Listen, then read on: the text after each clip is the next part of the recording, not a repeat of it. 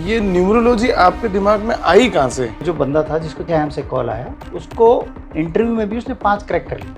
तो एक बार जब मैं उसके घर गया तो मैंने उसका घर देखा तो मैं इतना सरप्राइज हो गया। क्या ज्योतिष पे बिलीव ना करने वाले सही हैं या करने वाले सही हैं? पिछले 8-9 साल में मैंने एक चीज़ देखी, नेम का इम्पैक्ट बहुत है। कुछ लोग कहते हैं कि नाम जो है डेट ऑफ बर्थ के हिसाब से होना चाहिए, जो बिजनेस है वो नाम के हिसाब से होना चाहिए। आपसे कंसल्ट करें, नाम भी सही रखें, आपके हिसाब से ही करें सब कुछ। क्या गारंटी है कि वो स्टार्टअप चल जाएंगे? ये वॉरेन बफेट उन्होंने आज से गूगल में इन्वेस्ट किया। कई बार उनके पास अपॉर्चुनिटीज है क्योंकि गूगल का एक नंबर आता है 1। कहीं ना कहीं आप इन सब चीजों को न्यूमरोलॉजी से कनेक्ट करने की कोशिश कर रहे हैं, तो कहीं ऐसा तो नहीं है कि अंधविश्वास फैलाने वाली बात हो रही है और मान लो कभी टेस्ट गलत हो गया तो? टेस्ट गलत हो गया।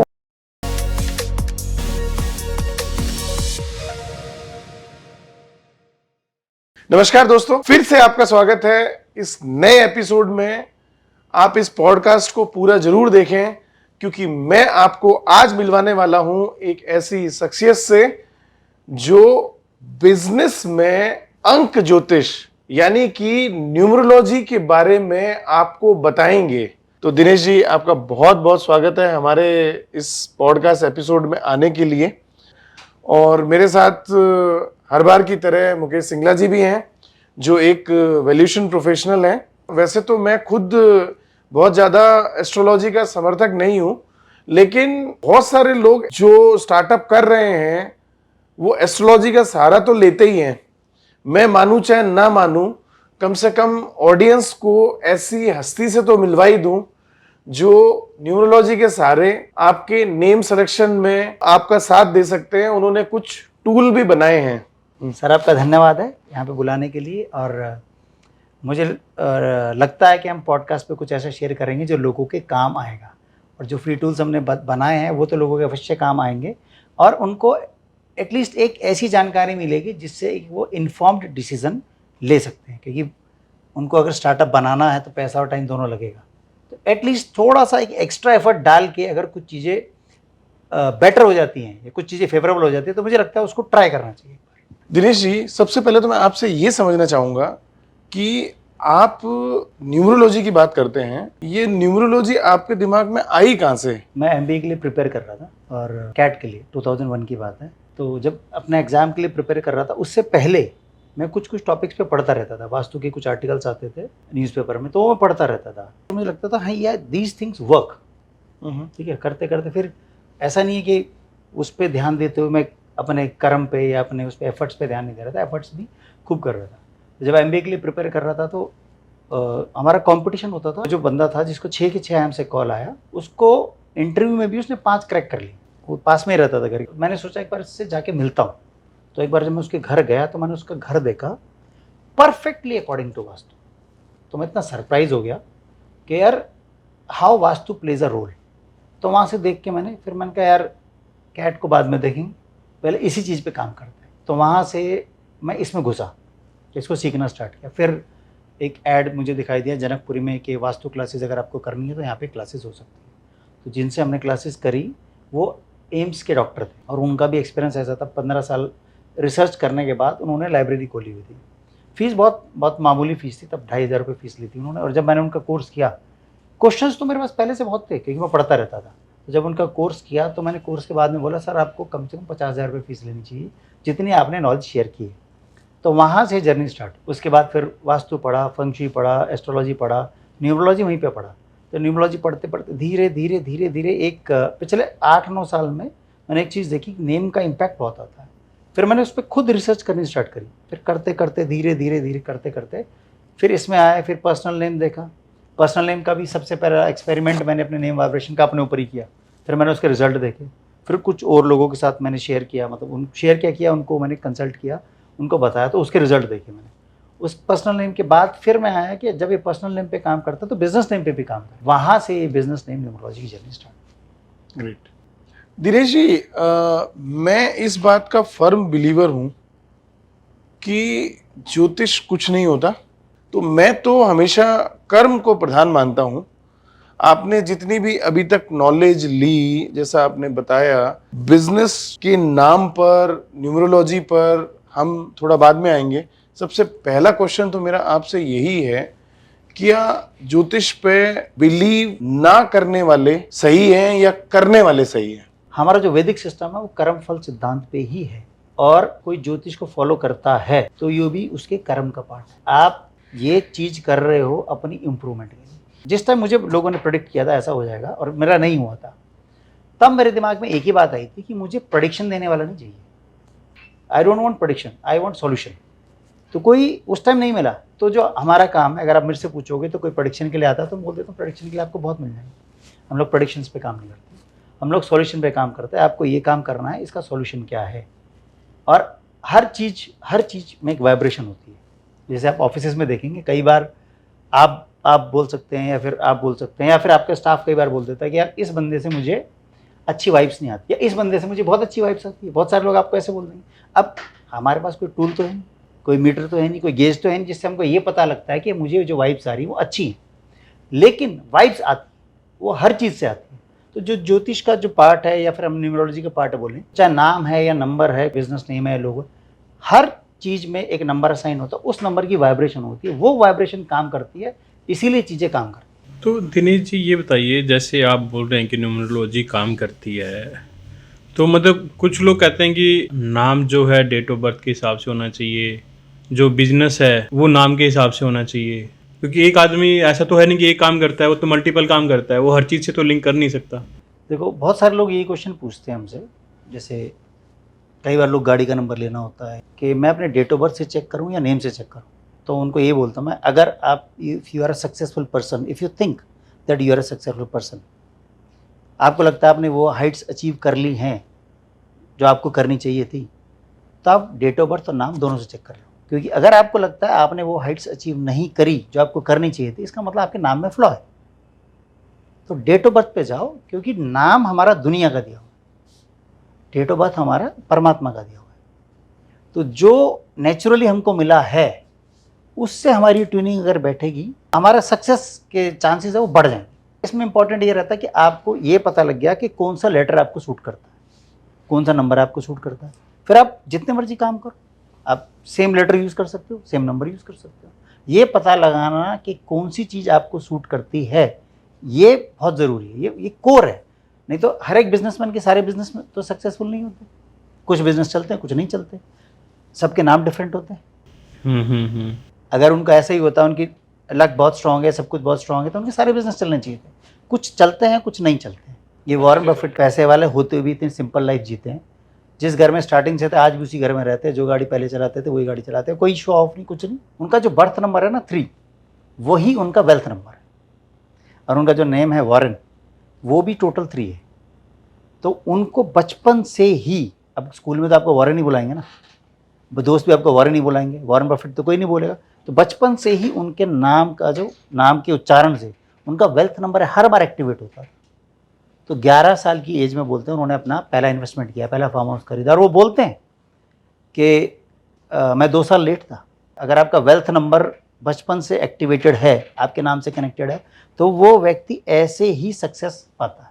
और ऐसा नहीं उनके सारे बिजनेस सक्सेसफुल। तो मतलब लोग ज़्यादा नाम लेंगे तो वो ज़्यादा कनेक्टिविटी बनेगी। ये वाइब्रेशन है, वाइब्रेशन। इसीलिए तो बोलते हैं आप बिजनेस नेम इस पे रखो, मोबाइल नंबर इस पे लो। जितनी बार वो यूज होगा उतनी बार वो एक्टिवेट होगा। अब जैसे उनको 1 नंबर सूट नहीं करता, गूगल वालों को एडवाइस उन्होंने ही दी है, इसको आईपीओ कैसे लॉन्च करें, कैसे करें कि कंट्रोल आपके हाथ में रहे। लेकिन उन्होंने आज से गूगल में इन्वेस्ट नहीं किया। कई बार उनके पास अपॉर्चुनिटीज है, क्योंकि गूगल का एक नंबर आता है 1 उनको सूट नहीं करता। एप्पल में भी जब तक एप्पल का नाम चेंज नहीं हुआ, टोटल 1 था, वो इन्वेस्ट नहीं कर पाए। उनका जब 1 से चेंज हुआ उसके बाद ही उन्होंने एप्पल में इन्वेस्ट किया, वो नहीं तो एप्पल में भी नहीं कर पाए। तो यहाँ तक जो आपको देने वाला है मिलेगा उसी से, जो देने वाला नहीं है उससे आपको मिलेगा ही। तो ये नंबर निकाले कैसे जाते हैं? अब डेट ऑफ बर्थ जैसे 15 अप्रैल 1978 है, तो ये सारे नंबर जोड़े जाएंगे या केवल 15 को ही फोकस किया जाएगा? हर नंबर की आप बता रहे हैं कि एक वाइब्रेशन होती है, और इवन मतलब एक नंबर दूसरे नंबर से मैच करेगा या नहीं करेगा, ये भी पहले से सिद्धांत स्टेब्लिश किए जा चुके हैं। कैसे नंबर की कैलकुलेशन की जाती है? तो देखो, 2 इसमें चीज़ें होती हैं, बर्थ नंबर और डेस्टिनी नंबर। तो उसको मूलांक भाग्यांक बोल लेते हैं। बर्थ नंबर होता है, जैसे आपने 15 अप्रैल 1978 बोला, तो 15 जो है वो आपका बर्थ नंबर है, ओके, उसी को हम लोग मूलांक भी बोल लेते हैं, उसी को ड्राइवर नंबर भी बोल लेते हैं, उसी को साइकिल नंबर भी बोलते हैं। ठीक है। जब हम पूरे डेट ऑफ बर्थ को ऐड कर देंगे 15 + 4 + 1978 जो बनेगा वो भाग्यांक है। अच्छा। ठीक है, ये कैलकुलेशन है जो आपको अवेलेबल हो जाएगी, कहीं भी मिल जाएगी मूलांक भाग्यांक की। लेकिन हम जो कैलकुलेशन करते हैं, वेल्थ नंबर निकालते हैं, उसमें मल्टीपल स्टडीज यूज होती है। आपका वेल्थ नंबर कितनी स्टडीज पे आपको फेवर कर रहा है, तो जितनी ज़्यादा स्टडीज पे फेवर करता है उतनी ही आपकी प्रोबेबिलिटी हाई हो जाती है एक अच्छे पैसा वाला इंसान बनने की। तो न्यूमरोलॉजी को आपने बिजनेस से जोड़ने की कोशिश करी है, क्योंकि जैसे एक इंडिविजुअल का नाम है, आप जैसे ऑफ द कैमरा हम बात कर रहे थे कि बिजनेस का नाम भी न्यूमरोलॉजी के हिसाब से रखा जा सकता है, बिजनेस का लोगो है, उसमें कलर हैं, कॉम्बिनेशन है, उनको भी न्यूमरोलॉजी से रिलेट किया जा सकता है, एक वेबसाइट का यूआरएल है, उसको भी न्यूमरोलॉजी से कनेक्ट किया जा सकता है। तो कहीं ना कहीं आप इन सब चीज़ों को न्यूमरोलॉजी से कनेक्ट करने की कोशिश कर रहे हैं, तो कहीं ऐसा तो नहीं है कि एक अंधविश्वास फैलाने वाली बात हो रही है? सबसे पहले ये इंपॉर्टेंट होता है कि आपको कौन सी चीज़ देने वाली है, कौन सी चीज़ आपसे लेने वाली है। तो जब हम आपका नंबर निकालते हैं तो वो नंबर होता है जो आपको देने वाला है।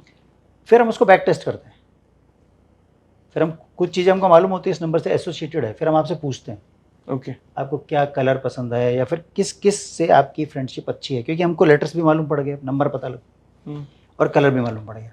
फिर उससे हम उसको कोरिलेट करते हैं। जब कोरिलेशन से पता लग जाता है यस, और ये 90% केसेस में, 80 to 90% केसेस में एकदम सटीक बैठता है, क्योंकि ये दिया हुआ ऊपर वाले का ही, डेट ऑफ बर्थ उन्हीं का दिया, जन्म हमारा उन्हीं का दिया हुआ है, नाम तो दुनिया दे देती है हमको। जब वो नंबर निकल जाता है ना, उसके बाद पूरी जर्नी स्टार्ट होती है। फिर आपको ये पता लगता है कि किस नाम से आपको बिजनेस नेम रखना है। अब जिस नाम से आप रखोगे मोस्ट प्रोबेबली आपकी वेबसाइट उसी नाम से होगी, यूआरएल उसी नाम से मिलेगी, और उसके बाद आ जाता है कि उसी नंबर से आपका कलर भी निकलेगा कि आपको लोगों में कौन सा कलर रखना है, वेबसाइट का कलर कौन सा रखना है, आपको क्या क्या चीज़ें उस नंबर से एसोसिएटेड यूज़ करनी है। जब ये निकलता है उसके बाद जब आप उसको यूज़ करना स्टार्ट करते हो, then you start getting favour, तब आपको फेवर मिलना शुरू होता है। और क्योंकि हम इसको बैक टेस्ट कर लेते हैं तो यहाँ पे अंधविश्वास की बात नहीं रह जाती, क्योंकि हम पहले इसको टेस्ट करते हैं। सिर्फ हमको ये लगा अच्छा आपका मूलांक ये है तो आप ये कर लो, ऐसा काम नहीं हमारा। और मान लो कभी टेस्ट गलत हो गया तो? टेस्ट गलत हो गया, मतलब बैकग्राउंड में, मतलब पीछे से जाके आपने टेस्ट किया और वो गलत निकल रहा है, तो फिर आप उस केस में क्या फिर करते हम हैं? उसमें बर्थ डेट उनका चेक करते हैं। फिर हम उनको बोलते हैं आप चेक करो आपका बर्थ डेट ये ठीक है कि नहीं। फिर उसमें जब सारी चीज़ें चेक करने के बाद जब वो टेस्ट मैच करता है ना, सारी चीज़ें मैच करती है, तभी हम उनको सजेस्ट करते हैं आप इसको फॉलो करो। बहुत सारे लोग हमारे पास क्यूरोसिटी से ही आ जाते हैं कि सर ये मेरा डेट ऑफ बर्थ है, मुझे अपने बारे में जानना है। तो हमारा सवाल ये होता है आप अपने बारे में क्यों जानना चाहते हो? कोई दिक्कत चल रही है, कुछ है, बिजनेस सही नहीं चल रहा है, या फिर करियर में स्ट्रगल है, कुछ ऐसा है तो बताओ। कहते नहीं सर ऐसा कुछ नहीं, तो हम उनको बोल देते हैं फिर आप पंगे मत लो। तो हम लोगों को ना तो उसमें अंधविश्वास में भी नहीं डालते, प्रॉपर टेस्टिंग करने के बाद इसको करते हैं। और जहाँ पे कई बार अब कोई एक्सपेरिमेंट के लिए हमारे पास आ जाता है तो हम उसको मना कर देते हैं।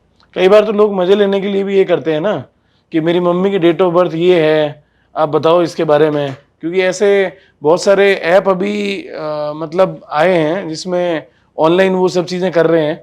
उसमें किसी ने ऐसे ही प्रैंक किया कि मेरी मम्मी की ये है, वो है, ऐसा है, वैसा है। वो सामने वाला बताना शुरू किया और फिर बाद में कहता है कि मेरी मम्मी की तो डेथ हो चुकी है, आप बता क्या रहे हो। ऐसे लोगों से फिर आप कैसे निपटते हो? कई लोग मजे लेने के लिए भी आते हैं, तो हम उसको ये टूल है, इस पे जाओ, इस पे चेक करो, पूरा आर्टिकल पढ़ो, आपको सब समझ आ जाएगा। अब जो मजे लेने के लिए आएगा वो मेहनत तो करेगा नहीं, वो मेहनत नहीं करेगा तो फिर वो पढ़ेगा भी। फिर इससे क्या है, हमारा भी टाइम बच जाता है, उनका भी टाइम बच जाता है। गुड। तो दोस्तों वो जो भी दिनेश जी ने टूल बना रखे हैं न्यूमरोलॉजी के ऊपर, वो मैं इस वीडियो के डिस्क्रिप्शन बॉक्स में आपके साथ शेयर कर दूंगा।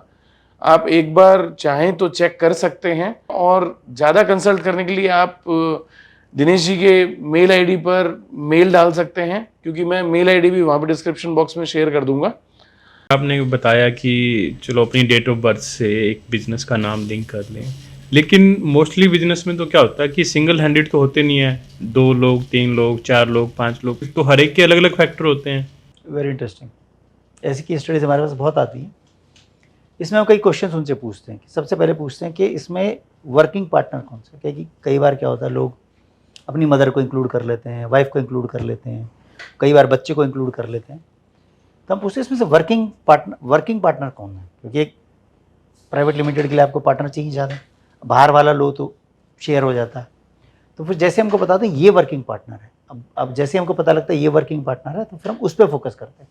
कई बार क्या होता है तीनों ही वर्किंग पार्टनर होते हैं, फिर हम लेट्स से 3 लोग हैं तो तीनों का डेट ऑफ बर्थ चेक करते हैं, फिर उसमें से कॉमन लेटर निकालते हैं, वो भी उनसे पूरी बैक टेस्टिंग करके, उनसे पूरा पूछ के कि भाई ये ऐसा ऐसा है आपकी लाइफ में, ऐसा ऐसा है, वो बोलते हैं यस। तो बैक टेस्टिंग करने के बाद फिर हम लेटर निकालते हैं, फिर हम बोलते हैं ये लेटर आप यूज़ कर सकते हो। कई बार क्या होता है एक लेटर 2 को सूट करता है, एक को नहीं करता, तो हम ट्राई करते हैं जो 2 को सूट कर रहा है उसको ले, क्योंकि अल्टीमेट बिजनेस है कि वो बिजनेस चले, पैसा आए। पैसा तब आएगा जब आप उस नंबर पे काम करोगे जो नंबर आपको देगा। तो ऐसी कोई गारंटी थोड़ी ना है कि मान लीजिए मतलब आपने सब कुछ बैक टेस्टिंग भी कर ली, बाद में आपकी चीज़ें गलत हो जाएं फिर, क्योंकि मेरे हिसाब से तो आज की डेट में 100 में से कोई एक स्टार्टअप ही सक्सेसफुल होता है या कोई बिजनेस सक्सेसफुल होता है, बाकी 99 तो लड़खड़ाते हुए चलते हैं और कहीं ना कहीं आगे जाके गिर ही जाते हैं। आपसे कंसल्ट करें, नाम भी सही रखें, मतलब वो अपना URL भी सही रखें, वो अपना आपके हिसाब से ही करें सब कुछ, तो क्या गारंटी है कि वो स्टार्टअप चल जाएंगे? तो देखो ये मेरे पिछले 20-22 साल के एक्सपीरियंस का मैं आपको कोर बताता हूँ। ये जितनी भी साइंस बनी है ना, मतलब मेरा एक्सपीरियंस है, ये साइंस बनी है आपकी लाइफ को ईजी बनाने। आपको ये पता लग जाए कहाँ से मिलना है वहीं से लो, जहाँ से नहीं मिलना वहाँ मेहनत मत करो। और 100 में से अगर 98% फेल हो रही हैं, तो अगर सिर्फ कर्म फल सिद्धांत पे ही होता है, सिर्फ कर्म करने से ही होता, तो 98% फेल नहीं होती। कुछ तो है जो गलत है। तो अगर उसको करेक्ट करके हम लोग इसको 2% से 10%, 5% या 20% ही पहुंचा सकते हैं, तो it's an achievement. There is no harm, कोई घाटा नहीं है, कोई नुकसान नहीं है, उसको वो अडॉप्ट कर लें तो, क्योंकि नाम रजिस्ट्रेशन के चार्जेस तो भी सेम रहेंगे, पार्टनर तो भी सेम रहेंगे। उनको ये पता लग जाए कि मैं इस नाम से करूं तो मेरी प्रोबेबिलिटी बढ़ जाती है। तो हम मेरे से पूछोगे तो मैं बोलूँगा ये लोगों को ट्राई करना चाहिए। देखो अगर कोई 20-22 साल का है, वो 2-3 लाख रुपए लगा के कोई बिजनेस स्टार्ट करता है, वो एक्सपेरिमेंट कर सकता है, ठीक है, वो एक बिजनेस भी कर सकता है, 2 भी कर सकता है, लेकिन जब वो 30 की एज तक या 27-28 तक भी पहुंचेगा तो उसको ये होगा कि यार मैं कुछ भी नहीं कर पा रहा हूँ, तो कुछ तो गड़बड़ है। तो जब आप उस एज पे पहुंच जाते हो 27-28 पे, और आपको अपना करियर सेट करना है, उस टाइम पे हम एडवाइस करेंगे you do not have time to experiment, तब आप इसको फॉलो करो। या फिर आप लेट्स से यू आर 40+, आप जॉब खूब कर लिया, आप चाहते हो कोई बिजनेस स्टार्ट करना, now you can not experiment, क्योंकि अगर आप वो छोड़ते हो तो आपकी जॉब छोड़ते हो तो सैलरी गई, बिजनेस स्टार्ट करते हो और उससे भी इनकम नहीं आ रही तो दोनों तरफ से गई। तो you need a sure short platform कि जहाँ से आपको इनकम आए, वहाँ पे आपको इसको यूज़ करो तो बेहतर है। 2 लोग मिलके काम कर रहे हैं, 3 लोग मिलके काम कर रहे हैं, तो कई बार क्या होता है आप एस्ट्रोलॉजर के पास गए या किसी इस तरह के कंसल्टेंट के पास गए, वो बोलते हैं जी आप तो दोनों तीनों मिलके काम मत करो। और जब उनकी इंटीमेसी इतनी अच्छी होती है, उनका परसेप्शन इतना अच्छा बन चुका होता है, उनको ये होता है कि हमने काम तो तीनों नहीं इकट्ठा करना है। तो उस चीज़ का क्या सोल्यूशन है, और मतलब ऐसा क्यों होता है कि वो तीनों काम शुरू ना करें? एक होता है आपका बर्थ चार्ट, एस्ट्रोलॉजर आपका बर्थ चार्ट देखेगा, फिर वो आपको बताएगा कि हाँ आपके में पार्टनरशिप का योग नहीं है, लेकिन उनकी ट्यूनिंग बहुत अच्छी है। यहाँ पे हमारा जो कॉन्सेप्ट है ना नेम वाइब्रेशंस, वो काम में आता है। आपका बर्थ चार्ट मैच नहीं कर रहा है, लेकिन आपका नाम एक दूसरे को सपोर्टिव है। जब नाम एक दूसरे को सपोर्टिव है ना, तो वो ट्यूनिंग बैठती है। तो यहाँ पे we work on the solution part, कि अगर आपके नाम की ट्यूनिंग है तो आप नंबर ऐसा लो जो तीनों को सूट करे, तीनों को नहीं तो एटलीस्ट 2 को सूट करे। तब उस मतलब ये जो कोर कॉन्सेप्ट जो पिछले हैं कि आप चार्ट देख के, हम लोग इससे बहुत डीप जाते हैं, बहुत आगे जाते हैं। हम लोग आपके नाम की स्टडी करते हैं, फिर ट्यूनिंग देखते हैं, फिर हम लोग चेक करते हैं, बैक टेस्टिंग यहाँ पे करते हैं। तो दिनेश जी मुझे ये बताइए कि आपका बिजनेस मॉडल किस तरीके से रन करता है? मैं बिजनेस के सेंस में बात करूंगा पूरी की पूरी। मैं मतलब वो उस पर नहीं जाऊंगा गाड़ी का नंबर लेना है, या मैं किसी के डेट ऑफ बर्थ से शादी करनी है, या वो कुंडली मिलानी है, उस पर नहीं जाऊंगा। मैं प्योरली बिजनेस की बात कर रहा हूँ और बिजनेस और ज्योतिष की बात कर रहा हूँ। तो मैं जस्ट आपसे थोड़ा आपके बिजनेस मॉडल के बारे में, ऑडियंस के बारे में पूछना चाहूँगा, किस तरीके की ऑडियंस आपको अप्रोच करे, कब अप्रोच करे, मतलब स्टार्टअप शुरू करने से पहले करे या बाद में करे, क्या स्टेजेस क्या रहेंगी उसमें? Come to us if you do not want to experiment. आप सिर्फ एक्सपेरिमेंट के लिए बिजनेस कर रहे हो तो यू कैन ट्राई इट। अगर आप वास्तव में बिजनेस करना चाहते हो, you are serious about it, then come to us. Come to us if you do not have time to waste and if you are spending a huge amount of money. Bangalore के client है, वो builder है, तो उनके 5-6 project, बड़े project, 5 project उनके successful रहे। एक प्रोजेक्ट उनका कहते हैं यार इसने तो पसीने छुटा दिए, ये निकल ही नहीं रहा है। वो आए तो हमारे पास सिर्फ गाड़ी का नंबर लेने थे, तो मैंने उनको बोला, मैंने कहा आप एक काम करो, हम आपकी रिपोर्ट बनाते हैं, लाइफ टाइम रिपोर्ट। तो उसने बोला सर, मैंने बोला सर ये फीस है क्या? फीस आप लीजिए। मैंने सर हमारी फ़ीस ज़्यादा होती है, ये हम बताते हैं सबको, और जितना आपको कहीं और से पैसे देके मिलेगा उतना तो आप हमारे फ्री टूल से ले सकते हो। हम लोग मल्टीपल स्टडी यूज़ करते हैं। वो स्टडी यूज़ करने के बाद फिर उन्होंने पूछा ये 3 नाम हैं, इनमें से कौन सा यूज़ करूँ? तो फिर हमने बताया कि ये नाम आपको लॉस देगा ही देगा, इससे बचो। अब वो उनके साथ पहले हो चुका था, तो जब उसको टेस्ट किया तो वो कैलकुलेशन पे भी सटीक आया कि ये लॉस देगा। तो मैंने बोला अब फ्यूचर के लिए आप ये लेटर यूज़ करो, ये नंबर यूज़ करो, ये कलर यूज़ करो, इन चीज़ों से बचो। अब कई सौ करोड़ के प्रोजेक्ट में if you have to spend few thousands of rupees और may be even 50,000, let's say 50,000 rupees, that is worth. At least आपको ये तो पता लग गया ना कि मुझे किस चीज़ से बचना है। ये बहुत इंपॉर्टेंट है। तो अगर आप इन्वेस्ट कर रहे हो और आपको लगता है कि 0.5% और 1% लगाने से आपकी प्रोबेबिलिटी इंप्रूव हो जाती है, तो आप हमारे पास आओ। अभी हमारे पास जो लोग आते हैं, हम लोगों ने कुछ फ्री टूल्स बनाए हैं, तो लोग उनकी वजह से आते हैं। हम लोग उस पर केस स्टडीज़ भी डालते हैं और काफ़ी इन्फॉर्मेशन देते हैं। फ्री टूल्स में कोई अपना डेट ऑफ बर्थ डाले तो उसको बहुत सारी इन्फॉर्मेशन मिल जाती है कि आपका बर्थ नंबर क्या है, डेस्टिनी नंबर क्या है, कौन सा लेटर सूट करता है, कौन सा लेटर नहीं सूट करता। अगर वो लेटर ऐसा लें जो दोनों में कॉमन है, जो फ्रेंडली है, तो सक्सेस की प्रोबेबिलिटी बढ़ जाती है। और ये भी, और देखो हम लोग बिजनेस करते हैं, मेन हमारा टारगेट ये होता है कि पहले दिन से तो इनकम नहीं आती, 6 महीने, साल भर, 2 साल सर्वाइव कर जाएं, नो प्रॉफिट नो लॉस पे भी हो जाएं, लेकिन एक लेवल के बाद प्रॉफिटेबल हो जाएं।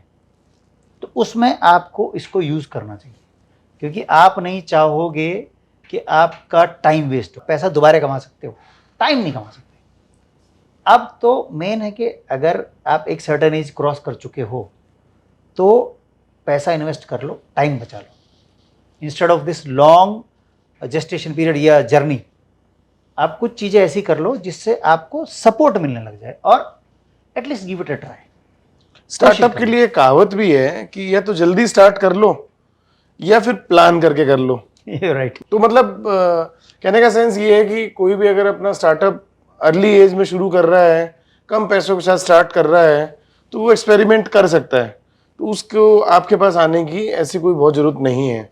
लेकिन अगर वो लेटर स्टेज पे कर रहा है, प्लानिंग के साथ कर रहा है, तो अपनी प्रोबेबिलिटी को इंक्रीज करने के लिए वो आपसे कंसल्ट कर सकता है, और आप उनको ये बता सकते हो कि भाई आप लोगों में कलर कौन सा यूज़ करें। जैसे आजकल अपने ब्रांड की थीम लोग बनाते हैं, तो वो आप कंसल्ट कर सकते हैं। इसके अलावा आप नाम को कंसल्ट कर सकते हैं, यूआरएल को कंसल्ट कर सकते हैं, लोगो को कंसल्ट कर सकते हैं। इसके अलावा भी कुछ ऐसी चीज़ बचती है जो बिजनेस रिलेटेड हो और आप कंसल्ट करते हो? देखो, हम लोग नेम बताते हैं, हम लोग एक यूनिक कॉन्सेप्ट ये भी है, हम नेम की वाइब्रेशन निकालते हैं। तो जो हाई वाइब्रेशन नेम होता है उसकी प्रोबेबिलिटी, एफिशिएंसी बढ़ जाती है। एक होता है इफेक्टिवनेस, वेल्थ नंबर आपको देता है इफेक्टिवनेस, कि इसमें प्रोबेबिलिटी है वेल्थ अट्रैक्ट करने की। एक होता है हाई वाइब्रेशन। हाई वाइब्रेशन होता है इफेक्टिव के साथ वो एफिशिएंट भी हो जाता है, ठीक है। तो हम लोगों को सजेस्ट करते हैं सिर्फ लोगो, वेबसाइट, इन सब के अलावा हम लोग टैगलाइन भी सजेस्ट करते हैं। अब जैसे मैं अपने लिए टैगलाइन ढूंढ रहा था, बहुत सारी टैगलाइन में ट्राई कर रहा था, तो जो हमारा सर्कल है उनसे भी मैं शेयर कर रहा था।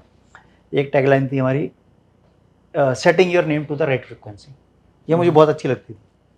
फिर एक थी it's all in name, it's all about name. ऐसे कर करके काफ़ी सारी टैगलाइन थी।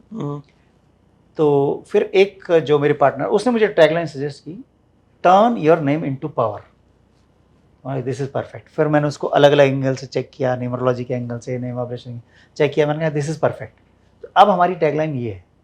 तो टैगलाइन को भी हम अलग अलग पैरामीटर्स पे चेक करते हैं कि इसकी वाइब्रेशन कितनी है, इसका नंबर क्या है, वो नंबर हमको मैच कर रहा है, हमारे वेल्थ नंबर से एसोसिएट कर रहा है नहीं कर रहा है, उसके बाद हम सजेस्ट करते हैं। दिनेश जी ये बताइए, जैसे मतलब आज की डेट में आप कहीं चले जाओ किसी सोशल प्रोग्राम में या कुछ में, 2-4 वहाँ पे कारड रीडर या कुछ इस तरह के लोग आपको मिल जाते हैं कि भाई आप अपना पता कर लो, वास्तु का पता कर लो या आपके नंबर्स का पता कर लो, आपके भाग्य का पता कर लो।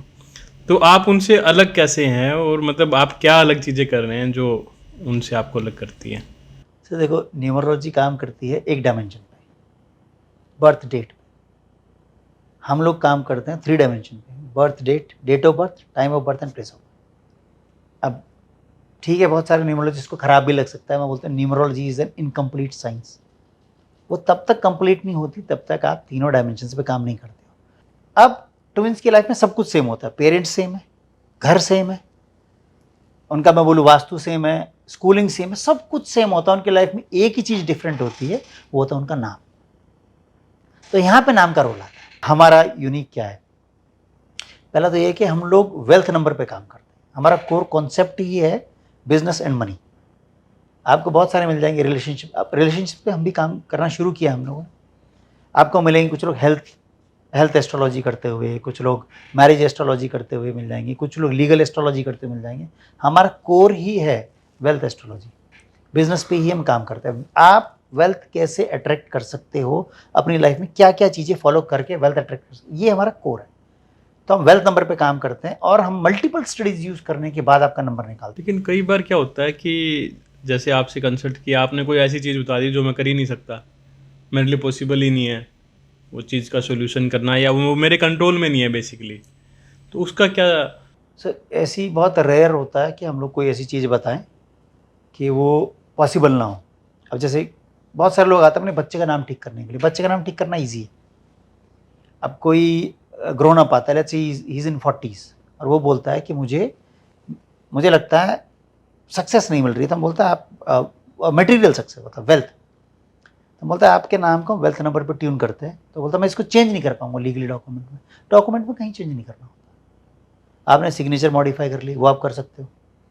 आप फेसबुक पे चेंज कर लो, ट्विटर पे चेंज कर लो, सोशल मीडिया पे चेंज कर लो, व्हाट्सएप पे चेंज कर सकते हो, अपने विजिटिंग कार्ड पे चेंज कर सकते हो। ये सब पॉसिबल है।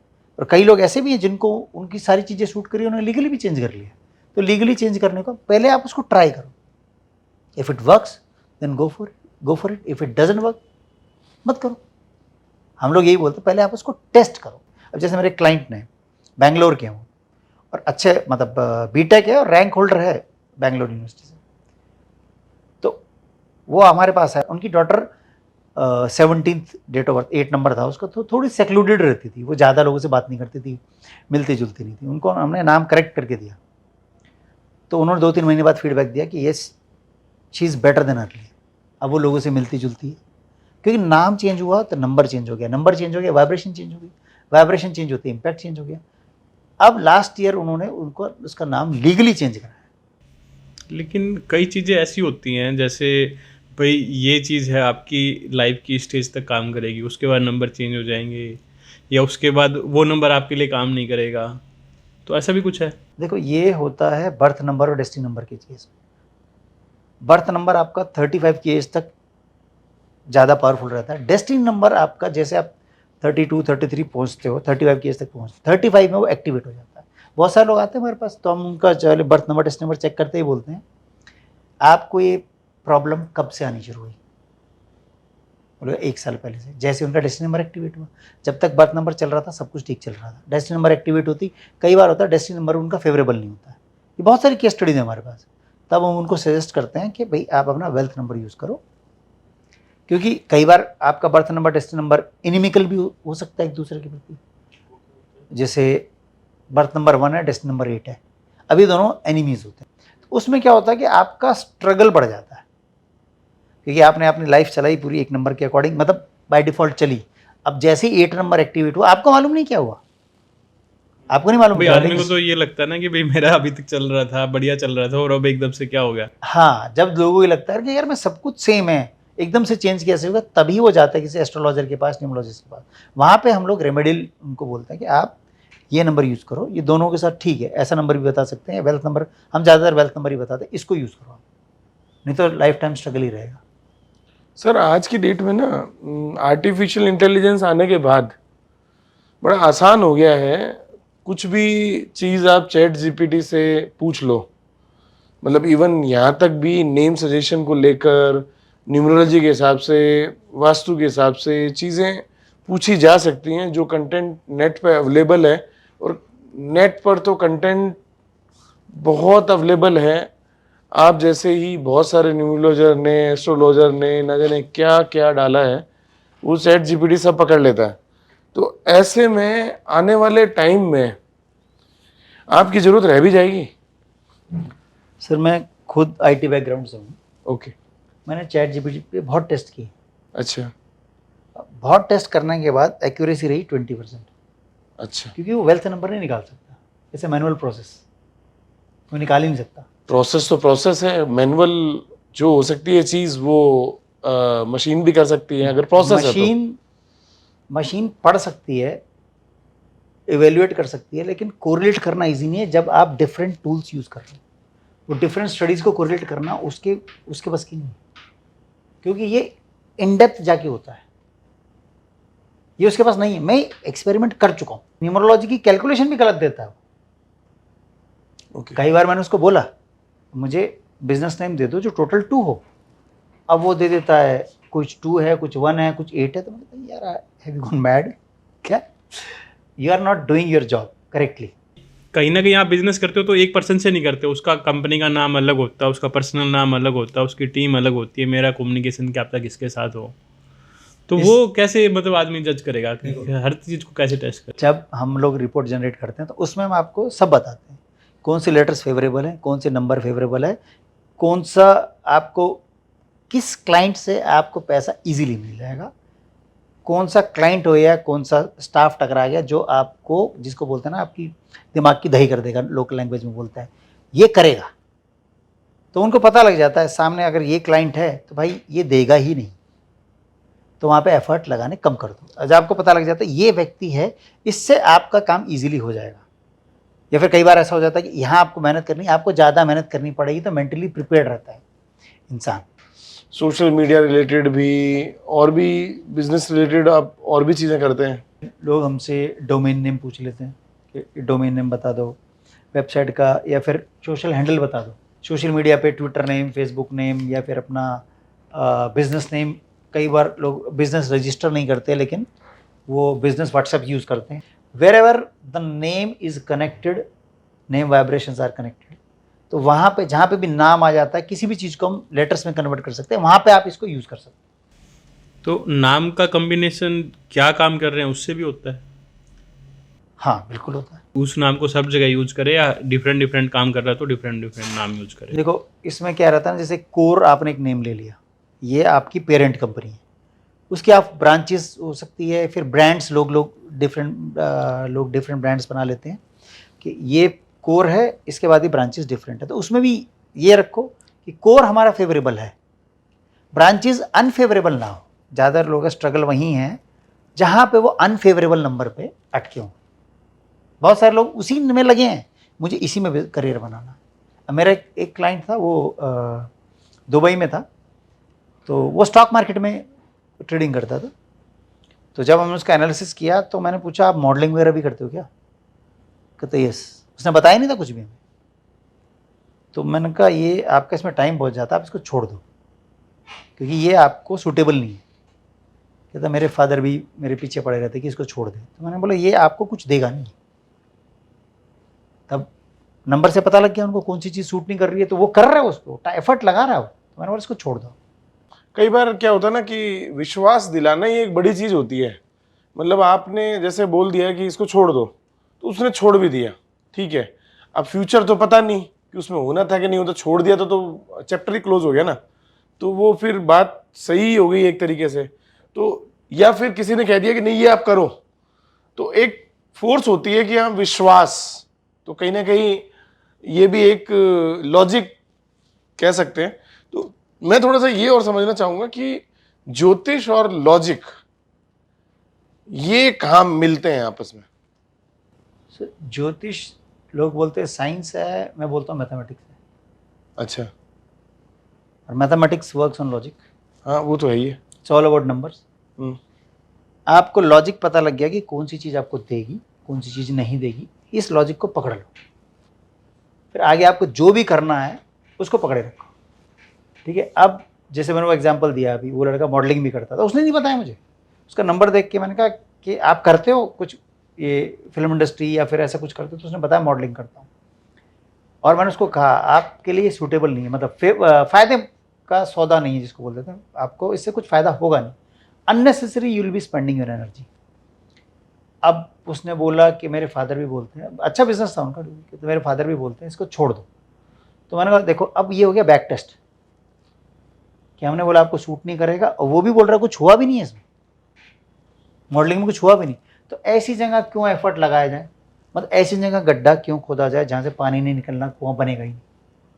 तो ये इन चीज़ों में आपकी बहुत हेल्प करती है, मतलब अननेसेसरी आपके जो एफर्ट्स हैं उसको बचा देगी। सर एक ऑफ द ट्रैक क्वेश्चन पूछ रहा हूँ, ऐसे ही याद आ गया मुझे कि रोलेट एक गेम होता है, टोटली नंबर पे ही बेस है और कसिनो में बहुत खेला जाता है, तो गोवा ले चलें आपको? क्योंकि हम लोग स्टॉक मार्केट में भी हैं, तो कुछ लोग आते हैं हमारे पास कि should I get into stock market और नॉट। तो आई टेल देम कि speculation and calculation they are two different things. अच्छा। आपके चार्ट में स्पेकुलेशन नहीं है, हाँ। राहु का बली होना ज़रूरी है। राहु की खासियत ये होती है वो दूसरे के घाटे से कमाता है। अच्छा। तो जिसका राहु अच्छा होता है उसको सब बोल देते छूटते भाई तू स्टॉक मार्केट में चला जाए, क्योंकि दूसरे का घाटा होगा तो तेरा फायदा होगा। ठीक है। तो बोलता है वो राहु का पार्ट है दूसरे के घाटे से कमाना, लेकिन मैथमेटिक्स इज डिफरेंट। आप कैलकुलेशन करके जाते हो, दैट इज नॉट स्पेकुलेशन। अब रोलेट में तो वो स्पेकुलेशन है ना, वो आपके कंट्रोल में नहीं है। आप उसको स्टडी करोगे, कब स्टडी करोगे, निकालने वाले हॉर्स रेस में घोड़े का नंबर भी निकाल देते हैं, हमने भी पढ़ा है। तो लेकिन वो भी एक स्पेकुलेशन है, क्योंकि घोड़ा आपके कंट्रोल में नहीं। लेकिन जैसे मार्केट को स्टडी करते हो तो नंबर्स हैं, बहुत सारी चीज़ें हैं, वो आप उसको स्टडी करके आप उसको कर सकते हो। तो जहाँ कैलकुलेशन की बात आ जाती है ना, वहाँ ये एक्यूरेसी इंप्रूव हो जाती है। तो ऐसे भी डिसाइड होता है क्या कि जैसे स्टॉक मार्केट में पैसा लगाना है तो आप अपने नंबर के हिसाब से किस कंपनी में पैसा लगाओगे जहाँ पे बनेगा, ऐसा भी कुछ है? हाँ, मेरे क्लाइंट है हेमंत गोयल नाम है उनका, बॉम्बे के। अच्छा। वो पहले से स्टॉक मार्केट में ट्रेडिंग करते थे हाँ। और किसी व्हाट्सएप ग्रुप से भी जुड़े हुए थे, पेड टिप्स लेते थे। कहते यार सब कमा रहे, मैं ही नहीं कमा रहा हूँ। ठीक है। फिर वो जब हमारे पास आए तो हमने उनके ऑफिस का लेआउट भी चेंज कराया, उनका नाम भी चेंज कराया। उन्होंने 3 महीने बाद मुझे कॉल किया, मैंने पूछा अब आपका स्टॉक मार्केट कैसे? कहता है yes now I am earning. अब उनका नाम हमने उनके वेल्थ नंबर पे वो किया, ट्वीक किया। अब सिचुएशन सब कुछ सेम है, घर सेम है, टिप्स देने वाले सेम है, सब कुछ सेम है, चेंज किया हुआ उनका नेम और जो उनका ऑफिस था उसमें थोड़ी सी डायरेक्शन हमने चेंज की। Now we started earning. अब इसमें ये भी होता है आपके नंबर के अकॉर्डिंग आपको उसी सेक्टर में इन्वेस्ट करना चाहिए, आपके नंबर के अकॉर्डिंग आपको ब्रोकर चूज करना चाहिए, आपके नंबर के अकॉर्डिंग ही आपको कंपनीज चूज करनी चाहिए जिसमें आपको ट्रेड करना है। It's ultimately who can give it to me, बस इस पर फोकस रखो, किससे मिल सकता है उसको पकड़ लो। मतलब कोई बहुत डिफिकल्ट कॉन्सेप्ट नहीं हमारा कॉन्सेप्ट बहुत सिंपल है। आइडेंटिफाई कर लो किससे मिलना है और उसको पकड़ लो। ज़्यादा वो करने की ज़रूरत नहीं है आपको कि मैं ये भी कर लूँ, मैं वो भी करूँ, बहुत सारी चीज़ें मत करो। जो आपको सूट करता है आप केवल वो करो। अब बहुत सारे लोग हैं, अब जैसे कई लोग हैं क्रिकेट में जाते हैं, कोई बॉलर बनने जाता है बाद में बैट्समैन बन जाता है, कोई बैट्समैन बनने जाता है बाद में ऑलराउंडर बन जाता है। तो ऐसे बहुत सारे होते हैं, उनको धीरे धीरे पता लग जाता है हाँ मेरे को यही सूट कर रहा है। तो stick to your core competency, this is what we say. जो आपकी कोर कॉम्पिटेंसी उसी पे टिको। आपकी बातें सुन के तो मुझे ऐसा लगने लगा है कि जैसे मतलब एक फैमिली डॉक्टर होता है, एक मतलब फैमिली चार्टर्ड अकाउंटेंट होता है, ठीक है ना, वैसे ही एक फैमिली ज्योतिष का होना भी बड़ा जरूरी हो गया, क्योंकि ये तो कुछ ऐसी ही बात हो गई ना कि मतलब जो भी काम आप करने जाओ आप चेक करवाओ पहले। अब बिजनेस कर रहे हो तो, कहीं जॉब लग रही है तो, गाड़ी ले रहे हो तो, बच्चे का एडमिशन कराना है, किस स्कूल में कराना है, किस लोगों से संबंध रखने हैं, किस नंबर से मैच करेगा नहीं करेगा, ये सब मतलब आप फिर यही आप सजेस्ट करेंगे ना? नहीं, ये रेकरिंग प्रोसेस नहीं है। अच्छा, recurring once we give you a report, hmm, जब आपको रिपोर्ट मिलती है उसमें आपकी सारी चीज़ें होती हैं। अच्छा आपको मालूम होता है मुझे किस नाम से बचना है, किस नाम के साथ ट्रेड करना है, क्या नाम रखना है, आपको एक बार में पता होता है। अच्छा तो ये फ्यूचर के लिए हो जाता है। तो जैसे मैंने बोला, हम लोग प्रेडिक्टिव नहीं, हम लोग प्रेडिक्शन नहीं करते। हम्म, इस ये सॉल्यूशन बेस्ड है। अब स्ट्रगल तो आपको तो भी आ सकता है, हम्म, लेकिन आपकी प्रोबेबिलिटी जो स्ट्रगल की है वो थोड़ी सी कम हो जाती है। मैं ऐसा नहीं बोलूँगा स्ट्रगल नहीं, स्ट्रगल होगा, क्योंकि आप कई बार ना चाहते हुए आप ऐसे व्यक्ति से पाला पड़ेगा जो आपका अनफेवरेबल नंबर है। कई बार अब डेट ऑफ बर्थ तो सबका आप पूछ नहीं सकते ना। कई बार आपका ऐसा नाम अटक जाएगा जिससे आपको डील ही करना है, तो आपको लगेगा यार, तो बी प्रिपेयर्ड। तो ये पूरी स्टडी करने में टाइम कितना लगता है? मतलब अगर आप ठीक ठाक तरीके से प्रॉपर स्टडी करके, जैसे आपने बताया रिकरिंग प्रोसेस नहीं है, हमने एक बार समझा दिया कि भाई किस तरीके के लोगों से संबंध रखना है, नहीं रखना है, बिजनेस करना है, नहीं करना है, नाम का रखना है, ये वो सब बातें उसमें आपने बता दी। तो ये प्रोसेस कितना टाइम लेता है? Minimum 3 to 4 days, 3 to 4 days। Because we study a lot deep. तो डीप स्टडीज करने के लिए टाइम लगता है। तो इसमें कई लोग आ जाते हैं, यार 1 घंटे में बता दो, 2 घंटे में बता दो। मैंने कहा आई एम रियली सॉरी, आपको उसके पास जाओ जो 1 घंटे में बता सकता है, हम लोग 1 घंटे में कुछ नहीं बता सकते। अच्छा, एक सवाल पूछना मेरे से बीच में रह गया था ना, आपने कैट की बात करी थी, तो आपने कहा था कि फिर आपका एडमिशन नहीं हो पाया, मतलब उसमें। जी, तो मतलब मैं जस्ट उस वे में पूछना चाह रहा हूँ, एजुकेशन के वे में, कि कहाँ तक आपने एजुकेशन अपनी कंप्लीट करी है? मैंने बी कॉम ऑनर्स किया दिल्ली यूनिवर्सिटी से, फिर मैंने MCA भी किया, और अभी 2 साल पहले मैंने अपना मास्टर्स इन न्यूमरोलॉजी भी किया, और मैं अपनी डॉक्टरेट पे काम कर रहा हूँ। अब मैं नेम वाइब्रेशन पे डॉक्टरेट करूँगा, और या फिर बिजनेस नेम पे, आई एम इसमें है अब, लेकिन मैं अपने डॉक्टरेट पे काम कर रहा हूँ। PhD मतलब? PhD। ग्रेट। फिर तो डॉक्टर दिनेश जी लिखा जाएगा। हाँ, वो मैं चेक करूँगा डॉक्टर लिख के क्या हो रहा है। तो पहले ही चेक करो ना। वो मैंने चेक कर लिया, डॉक्टर लिख के भी ठीक है। हाँ, तो पहले ही चेक करो, नहीं तो टाइम वेस्ट क्यों कर रहे हो? सर, दुनिया ना कहीं मेरे जैसे मिडिल क्लास लोगों से भरी हुई है, जो कहते हैं कर्मों पे भरोसा है, ठीक है ना, और यही कहते हैं कि भाई ये जो ज्योतिष विद्या है या जो भी न्यूमरोलॉजी वगैरह है, ये सब अमीरों के चोचले हैं। इस बारे में क्या कहोगे आप? सर, मैं अपने पिछले 20-22 साल का एक्सपीरियंस का आपको निचोड़ देता हूँ। हम लोग भी मिडिल क्लास फैमिली से हैं, और फ्रेंड सर्कल भी फिर मिडिल क्लास फैमिली का ही था। जब मैं इसको सीख रहा था तो मैंने बहुत लोगों को, बहुत फ्रेंड्स को अप्रोच किया कि आप इसको फॉलो करो। अब वो लोग क्या बोलते हैं कि हम लोग कर्म पे यकीन करते हैं, हम इन चीज़ों पे यकीन नहीं करते। और जो पैसे वाले क्लाइंट थे, या फिर कुछ लोग ऐसे थे जो बिजनेस में जाना चाहते थे, उन्होंने कंसल्ट किया। तो मेरे को ये एक्सपीरियंस हो गया कि यार, या तो ये साइंस फॉलो करने वाले अमीर हो जाते हैं, या फिर ये बनाई अमीरों के लिए। मिडिल क्लास वालों को कितना ही समझा लो, वो मानेंगे ही नहीं। बोले हम अपने कर्मों पे यकीन करते हैं। अरे ये भी तो कर्म का ही पार्ट है ना। अगर आप नाम ठीक कर रहे हो, अगर आप इस पे एफर्ट लगा रहे हो, क्या चीज़ आपके लिए सही है, क्या चीज़ नहीं है, तो ये भी तो कर्म का ही पार्ट है। हमारे पास खुद बहुत सारे लोग आते हैं, फलानी डेट को ही कंपनी बननी चाहिए, इनकॉर्पोरेशन डेट हमें वही चाहिए। जैसे बच्चा भी बर्थ लेता है, वैसे ही एक कंपनी बनती है तो एक स्टार्टअप जन्म लेता है। तो ऐसी बातें होती हैं। और हम तो मैंने नेम के ऊपर पूरी एक बुकलेट लिखी है, और नेम के ऊपर मैंने एक पूरी वीडियोस बनाई है। उसमें मैंने मतलब ये सब चीज़ें बताई हैं कि नेम रखने से पहले कहाँ चीज़ें चेक करनी है।